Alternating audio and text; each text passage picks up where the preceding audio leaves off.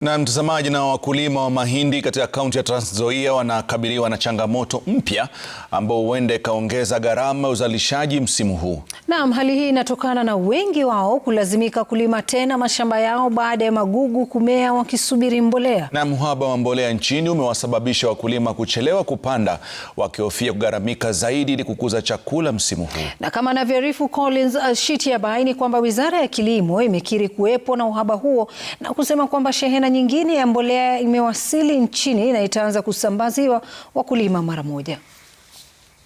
Ni msimu wa upanzi. Japo wakulima wametayarisha mashamba yao katika eneo hili linalofahamika kama Gala la Taifa, hakuna shughuli shambani. Mama Grace TNA ni mmoja wa wakulima katika kaunti ya Trans Nzoia.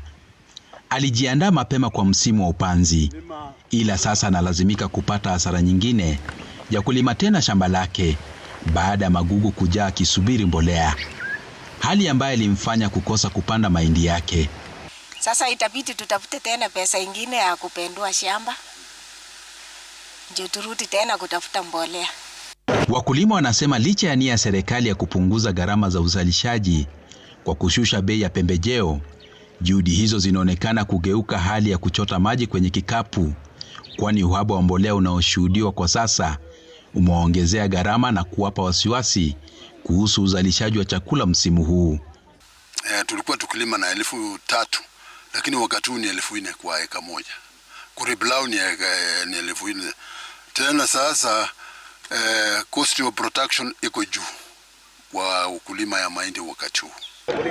Wiki kadhaa sasa, wakulima wamekuwa wakikesha nje ya magala ya NCPB wakisubiri mbolea. Lakini juhudi hizo zimegonga mwamba na wengi wamerejea nyumbani mikono mitupu. Wengine tunatumia transport, maji unatumia transport ya kukuja 300, kuenda 300. Wiki mzima, wiki mbili, nani atakulipa hiyo pesa na hujapata mbolea? Mbolea ambayo inakuja mahali hapa ni mbolea Maragwe.